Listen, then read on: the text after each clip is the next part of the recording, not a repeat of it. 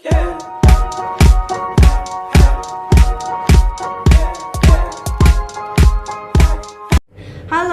assalamualaikum warahmatullahi wabarakatuh. Perkenalkan nih, namaku Thalia Salsabila Putri. Kali ini aku bakalan ngejelasin ke kalian tentang cara isolasi dan identifikasi jamur. Sampelnya itu dari sampel kulit, metodenya dengan pour plate. Tapi sebelum itu aku mau pakai alat pelindung diri dulu ya. Nah, udah selesai nih aku pakai alat pelindung diri. Jadi, alat pelindung dirinya itu berupa jas laboratorium, terus ada handscoon sama masker. Tapi aku saranin kayak jas laboratoriumnya itu yang ada karetnya gitu.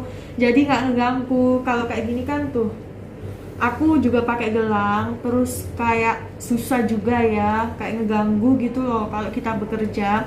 Tapi ya kalau kalian nggak ada jas laboratorium yang ada karetnya nggak apa-apa, kalian pakai ini dulu daripada kalian nggak pakai jas laboratorium sama sekali. Ini adalah sampel dari kutu air seseorang yang terkena penyakit kutu air ya. Kita bisa lihat, permisi mas.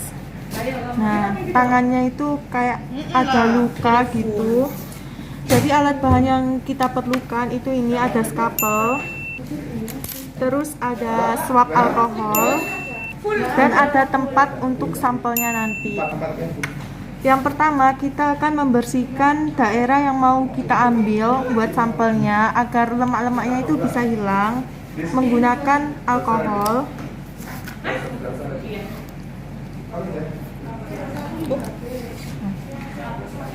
Jadi kita bersihkan daerah yang mau kita ambil.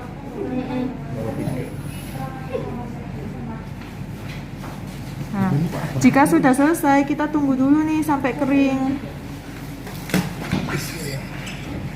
Nah, untuk skapelnya sendiri kita kayak agar steril. Terus mulai nih kita kerok bagian yang mau kita ambil.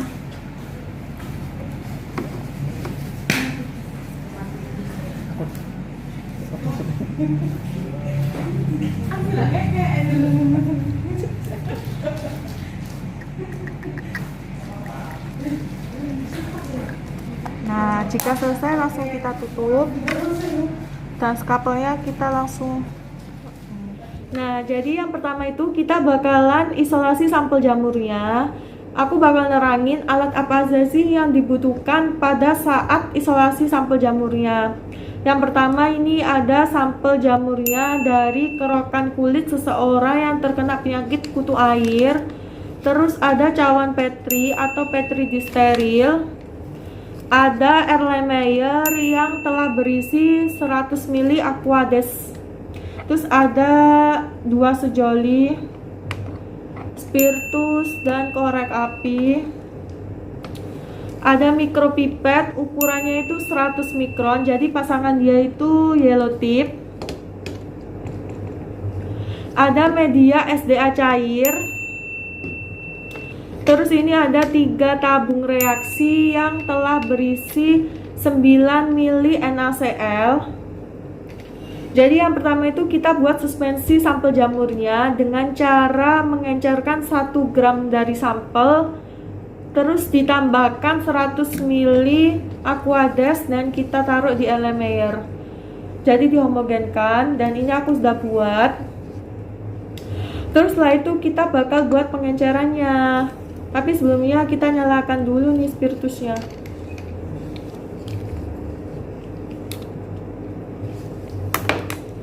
Nah, terus kita ambil 1 ml dari Erlenmeyer ini atau suspensinya.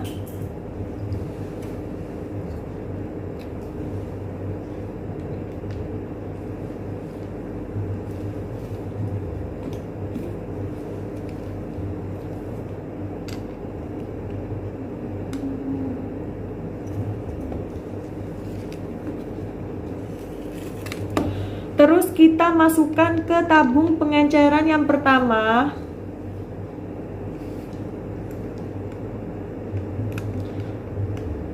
Terus kita homogenkan ya. Terus kita ambil sebanyak 1 mili dari tabung pengencer pertama kita letakkan ke tabung pengencer yang kedua. Dihomogenkan lagi. Terus kita ambil 1 mili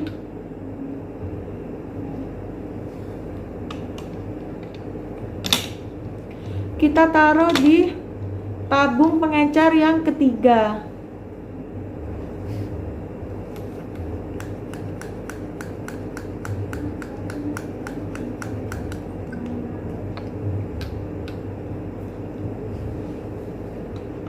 Nah, jadi pengencerannya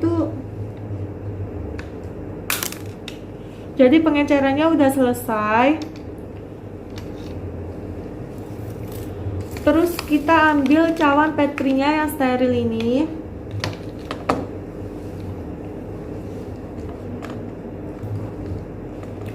Kita buka.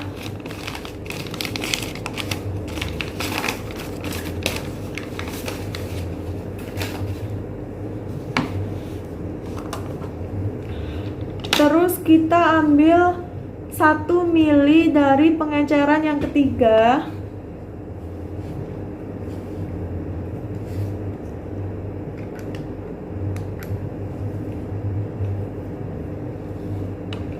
Kita masukkan ke cawan Petrinya.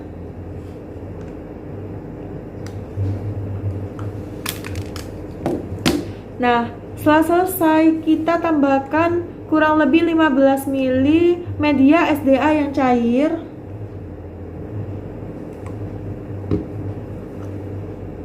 Lalu kita homogenkan dengan cara memutar angka 8.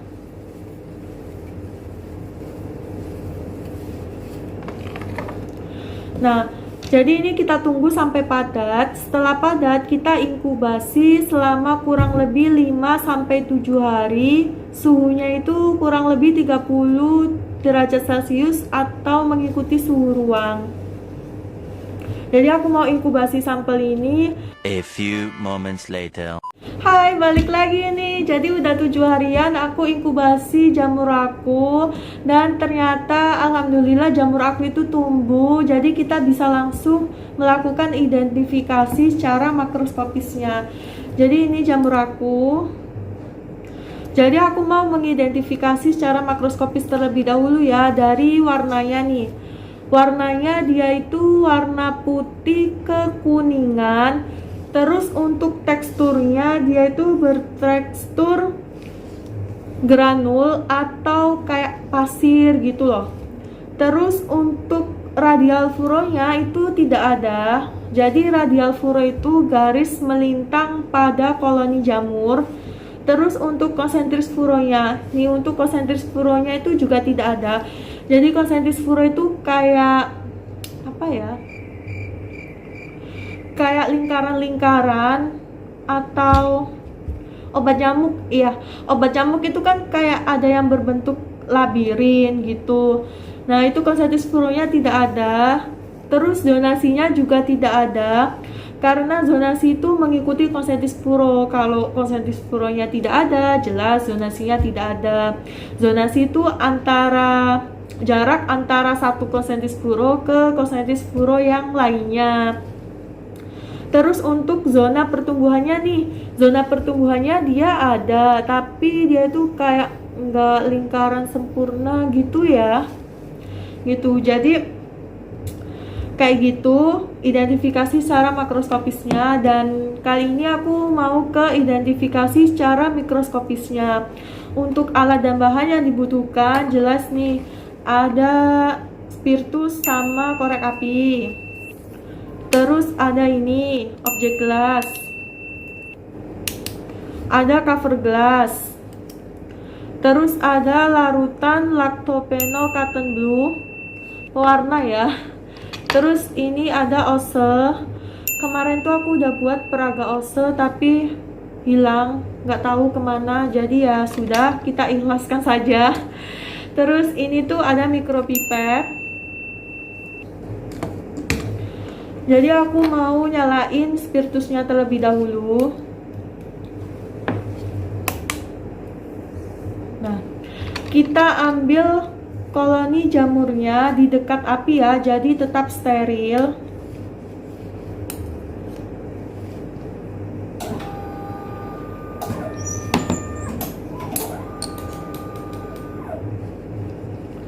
Nah, kalau sudah selesai, kita kasih pewarna lactophenol cotton blue.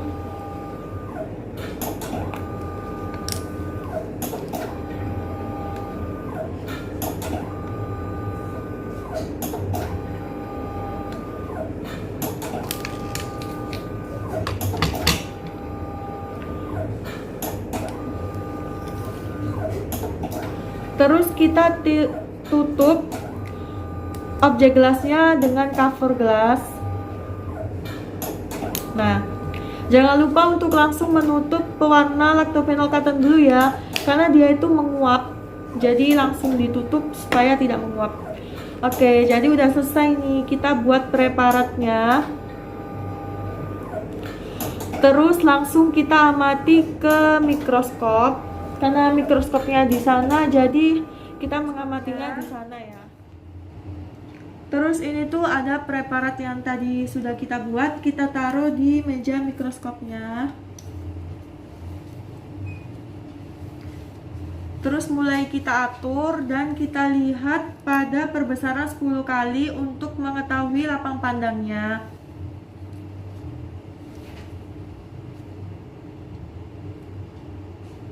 Nah, kalau sudah ketemu lapang pandangnya, baru nih kita lihat strukturnya. Jadi kita naikin ke perbesaran 40 kali supaya lebih jelas lagi. Kalau di perbesaran 10 kali kan kayak lebih kecil-kecil gitu.